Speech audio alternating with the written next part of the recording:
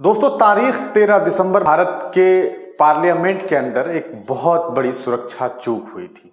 आप तमाम लोग जानते हैं कि किस तरह से संसद भवन के अंदर दो लोग घुस गए और उसके बाद संसद भवन के बाहर में भी दो लोगों ने, जिसमें एक जो लड़की है नीलम देवी थी और दूसरा एक अमोल नाम का लड़का था। वहीं संसद भवन के अंदर में एक लड़का जिसका नाम सागर था तो दूसरा मनोरंजन था। उन लोगों ने अचानक से जो कहा जा सकता है कि संसद भवन की जो सुरक्षा है उसमें सेंधमारी कर दी थी। लेकिन उस पूरे मामले में एक मास्टरमाइंड निकले।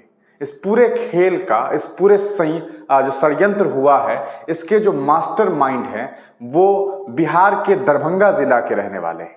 दरभंगा जिला के ललित झा इसके मास्टरमाइंड हैं।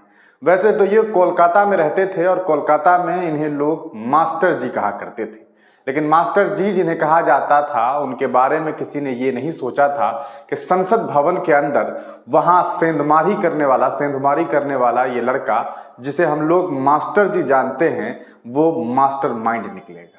इस पूरे मामले के बाद जब जांच पड़ताल शुरू हुई तो मालूम चला कि किस तरह से संसद भवन के अंदर वहां की सुरक्षा में सेंधमारी करने वाले जो लोग थे, उसके पीछे जो सबसे बड़ा चेहरा था वो ललित झा था। हालांकि अभी इस ललित झा के लास्ट इस नाम का जो कहा जा सकता है झा जो लगा हुआ है, उसे हटाने की बात शुरू हो गई है। जी हाँ, ये बात थोड़ी अजीब है, लेकिन ये बात मैं आपको बता दूं कि मैथिल समाज के कुछ लोगों ने ये बात कही है कि हमने ललित झा के नाम के अंदर जो झा है उसका हक छीन लिया है। यह हक छीनने वाले जो लोग हैं और जो ये मैथिल समाज के जिन लोगों ने भी छीना है, इनका एक हाई लेवल और कहा जा सकता है बहुत इमरजेंसी वाली मीटिंग हुई, और वो भी ऑनलाइन मीटिंग हुई। ये मीटिंग जो हुई है वो ऐसा नहीं है कि दरभंगा में बैठ करके हुई या मिथिला की सरजमीन पर हुई, बल्कि इस ऑनलाइन मीटिंग में लोग अमेरिका से जुड़े हुए थे, लोग बनारस में बैठे हुए थे और यहाँ से वहाँ अमेरिका और बनारस से बैठ करके दरभंगा के मिथिला क्षेत्र मतलब बिहार के मिथिला क्षेत्र के एक लड़के के लिए ये फैसला लिया जा रहा था कि उसके नाम के आगे नाम के पीछे जो झा लगा हुआ है उसका हक छीन लिया जाए। ये बात कह करके कि भारत के एक बहुत बड़े संवैधानिक बिल्डिंग पर, भारत के एक सबसे बड़े पंचायत पर हमला करने वाला कोई झा नहीं हो सकता है, और जो झा है उसके झा का हम हक छीन लेंगे, क्योंकि ये मैथिल होकर के इस तरह का काम किया है, ये बिल्कुल भी कबूल के लायक नहीं है। उन लोगों का ये मानना है कि मिथिला जो क्षेत्र है वो वैज्ञानिकों का क्षेत्र है और मिथिला के बड़ी बड़ी बातें उन लोगों ने बताई, लेकिन समझ में ये नहीं आया कि जिन लोगों ने इतनी बड़ी बड़ी बातें बताई है वो लोग मिथिला छोड़ करके पलायन करके अमेरिका या बनारस में क्यों रह रहे हैं। खैर, ये उनका अपना व्यक्तिगत मामला है, लेकिन इस तरह से झा नाम हटा देने से क्या इस मसले का हल निकल जाएगा, इसके बारे में आप तमाम लोग अपनी राय दीजिएगा। अभी हम बात करेंगे मास्टरमाइंड ललित झा के बारे में, जिसको लेकर के अभी देश की मीडिया अलग अलग बातें कह रही है। कुछ लोग इसे आरोपी कह रहे हैं, कुछ लोग इसे जो है ये बता रहे हैं कि इसने जो काम किया ये आरोपी है। कुछ लोग अलग अलग तरह के लफ्जों का इस्तेमाल कर रहे हैं। बहुत कम मीडिया है, बहुत कम, क्या मुझे लगता है रेयर होगा किसी ने अभी तक आतंकवादी या आतंकी लफ्ज का इस्तेमाल किया होगा। वजह आप जानते हैं, क्योंकि अगर वहां पर कोई मुसलमान होता तो अभी तक आतंकवादी लफ्जों का ही इस्तेमाल होता। खैर, इसमें जांच होनी चाहिए, और जांच इसलिए होनी चाहिए कि आखिर इसके पीछे की वजह क्या है। ललित झा के पिता जो हैं वो एक पंडित जी हैं। पंडित जी जो हैं वो कोलकाता में रहते हैं। कोलकाता के आपको बता दें कि कोलकाता में रविंद्र सरानी एक जगह है, उसी के आसपास, और रविंद्र सरानी जो एरिया है वो काफ़ी क्राउडेड एरिया है, वहाँ पे लोग रहते हैं। वहीं पर ये भी रहते थे। इनके जो पिता हैं देवानंद झा जी, वो भी वहीं रहते हैं और वहाँ रह करके वो पुजारी का काम करते हैं, पूजा प्रार्थना करते हैं। और इनकी जो माता जी हैं मंजुला देवी, वो भी गृहिणी का काम करती है, और ये पूरा परिवार जो है वो कोलकाता में रहता था। इस ललित झा के पिता जो है देवानंद झा, वो बताते हैं कि मेरा जो बेटा है वो बेकसूर है, उसने कोई जुर्म नहीं किया है। हाँ, उसने जो काम किया वो उसे नहीं करना चाहिए था, लेकिन अगर वो गया है, उसे तमाम बातें पता थी, तो इसके पीछे कोई वजह होगी। हालांकि उन्होंने ये बात कहने से पूरी तरीके से इनकार किया कि मेरा बेटा जो है वो किसी भी तरह के संगठन से जुड़ा हुआ है। उनका ये कहना है कि मेरा बच्चा बहुत अच्छा है, वो बच्चों को पढ़ाया करता है, वो लोगों की मदद करता है, और वो इस तरह के मिजाज का लड़का है ही नहीं कि वो कभी भारत के साथ खिलवाड़ करे। लेकिन आपने देखा कि किस तरह से भारत की सदन के अंदर इन लोगों ने हंगामा किया, और उसके बाद पूरे देश ही में नहीं बल्कि दुनिया भर में इसको लेकर के चर्चाएं हुई। इसके पीछे की वजह जो है वो ये बताई गई कि बेरोजगारी बहुत है, देश में परेशानी बहुत है, लोग परेशान हैं, जो कि इन तमाम बातों पर मीडिया ये कहती है कि ऐसी कोई बात नहीं है।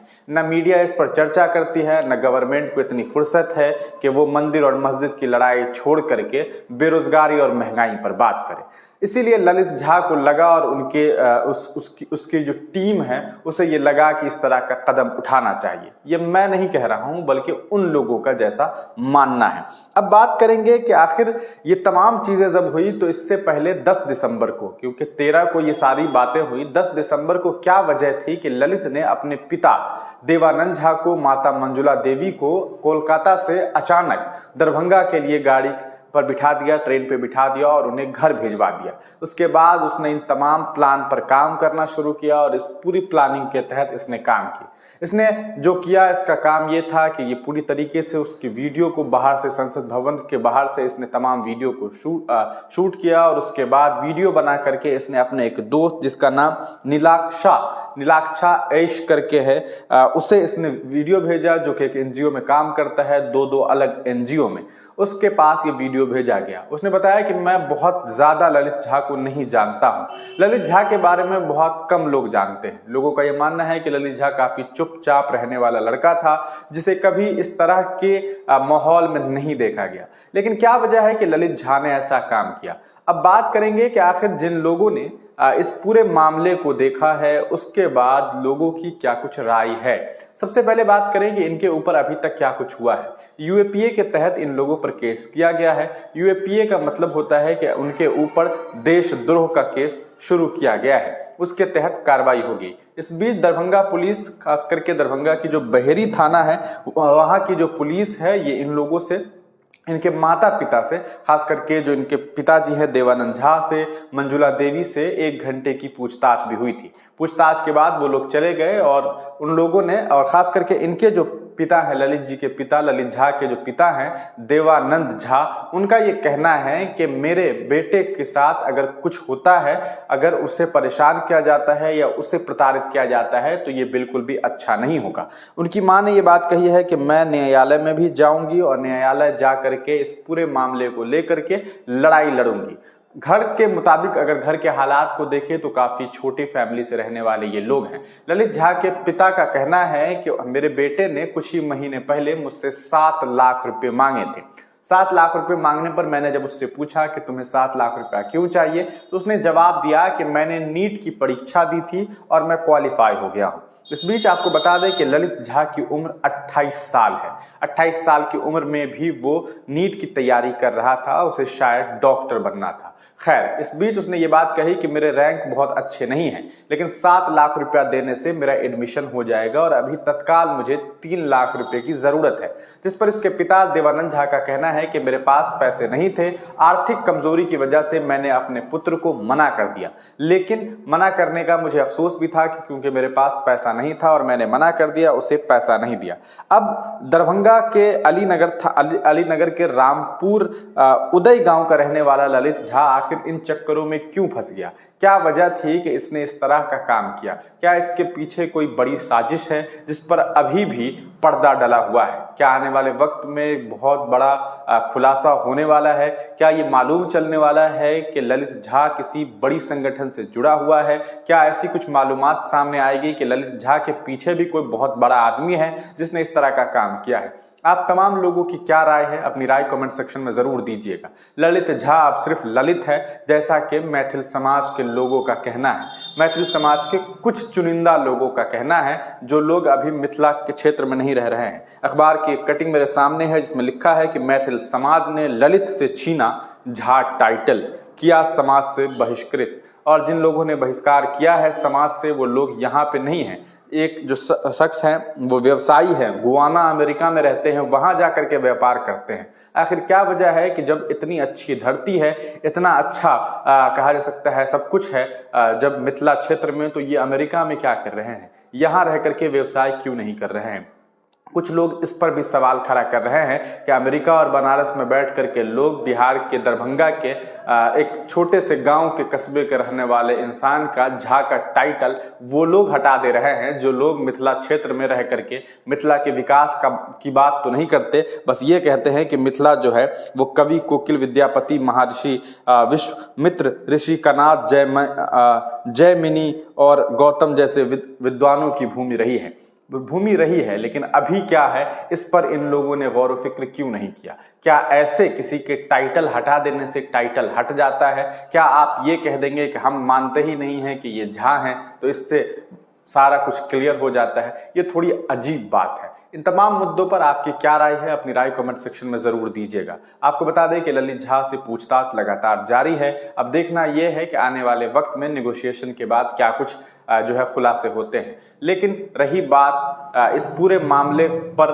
मीडिया ट्रायल की, तो मीडिया ट्रायल फिर भी बहुत सही है। मीडिया ने कहीं भी बहुत ज्यादा इस पर चिल्लाहट नहीं की, ना ही मीडिया चिल्लाहट कर रही है, ना ही जो सरकार है वो ज्यादा चीख चिल्ला रही है। वरना अगर वहां पर नाम दूसरा होता तो शायद चीख चिल्लाहट शुरू हो जाती। ऐसा मैं नहीं कह रहा हूं, इसके पीछे बहुत सारे लोग हैं। कांग्रेस की सुप्रिया सेनेट कहती हैं कि अगर यहाँ जिन लोगों ने संसद भवन में हमला किया, अगर वो तो अच्छा था कि वो लोग मुसलमान नहीं थे। ये बात क्यों कही गई होगी आप खुद सोचिएगा। बिहार के ललन सिंह कहते हैं कि शुक्र है कि वो लोग जिन लोगों ने सेंधमारी की वो मुसलमान नहीं थे, वरना अभी तक न जाने क्या कुछ हो गया होता। इसमें कहीं न कहीं पूरी सच्चाई है कि अगर सामने वाला इंसान मुसलमान होता तो वो भी आरोपी नहीं बल्कि आतंकवादी होता। अपनी राय कमेंट सेक्शन में जरूर दीजिएगा। तब तक के लिए दीजिए इजाजत, फिर मिलेंगे किसी नई वीडियो के साथ, किसी नई पेशकश के साथ।